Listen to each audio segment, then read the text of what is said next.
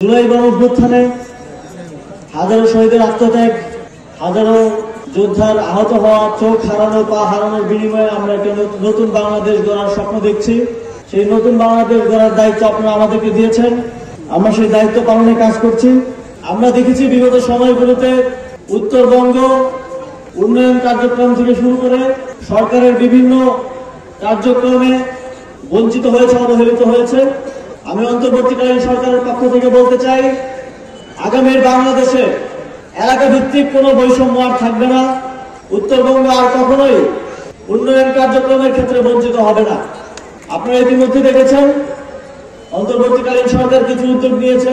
উত্তরবঙ্গের সুগার মিলগুলো চালু করার উদ্যোগ নেওয়া হয়েছে।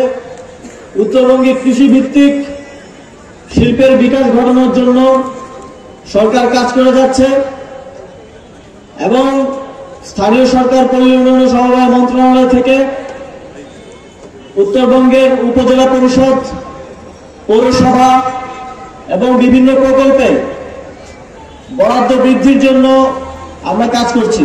যেহেতু শিক্ষার হারের দিক থেকে উত্তরবঙ্গের জেলাগুলো পিছিয়ে রয়েছে, সেজন্য স্থানীয় সরকার বিভাগ থেকে এখানকার যে স্কুল কলেজগুলো আছে সেগুলোর অবকাঠামোগত উন্নয়ন, নতুন ভবন স্থাপনের জন্য বিশেষভাবে গুরুত্ব সহকারে আমরা উদ্যোগ গ্রহণ করব। আপনারা জানেন যে বাংলাদেশে খেলাধুলার ক্ষেত্রে অঞ্চল ভিত্তিক কিছু গুরুত্বপূর্ণ স্টেডিয়াম আছে। এবারেও বিপিএল আয়োজন হচ্ছে ঢাকায়, মিরপুরে, চট্টগ্রামে এবং সিলেটে। আগামী বছরই আমি চাই উত্তরবঙ্গেও একটা আন্তর্জাতিক মানের স্টেডিয়াম করে সেখানে যেন বিপিএল আয়োজন করা যায়, এই জন্য আমরা কাজ করি। এবং উত্তরবঙ্গের প্রত্যেকটি জেলার যে জেলা স্টেডিয়ামগুলো আছে সেগুলো সংস্কার করা হবে। উপজেলা এবং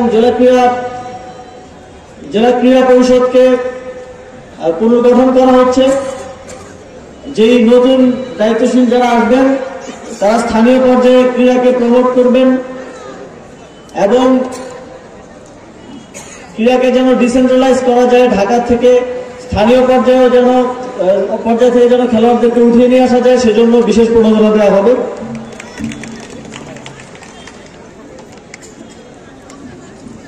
আপনারা জানেন এই সরকারের অন্যতম একটা উদ্দেশ্য এবং এজেন্ডা হচ্ছে সংস্কার কার্যক্রম। বিগত ফ্যাসিবাদী সরকার বাংলাদেশের প্রত্যেকটি প্রতিষ্ঠানকে যেভাবে ধ্বংস করেছে, আর্থিক ব্যবস্থা থেকে সামাজিক বিভিন্ন প্রতিষ্ঠানকে যেভাবে ধ্বংস করা হয়েছে, আমরা রাষ্ট্রীয় সকল প্রতিষ্ঠানের সংস্কার করতে চাই। আপনারা জানেন সংস্কার কমিশন গঠিত হয়েছে এবং সংস্কার কমিশনগুলোর যে সময় ছিল 3 মাস, তা প্রায় ফুরিয়ে এসেছে। সংস্কার কমিশনগুলো তাদের যে প্রস্তাবনা সেটা সরকারকে দেবে এবং সরকার স্টেক হোল্ডারদের সাথে কনসালটেশনের মাধ্যমে বৃহৎ সংস্কার কার্যক্রমে এগিয়ে যাবে। আমার আহ্বান থাকবে, আপনারা আপনাদের মতামত, সহযোগিতা এবং সমর্থন দিয়ে এই যে স্বাধীনতার পর একটা বিরল সুযোগ আমরা পেলাম সংস্কার করার, সেই সুযোগকে কাজে লাগিয়ে আপনারা আপনাদের মতামত দেবেন এবং আমরা বাংলাদেশকে সেভাবেই করতে চাই যেভাবে বাংলাদেশের মানুষ বাংলাদেশকে দেখতে চায়। সেজন্য আপনাদের মতামত এবং সমর্থন খুবই গুরুত্বপূর্ণ।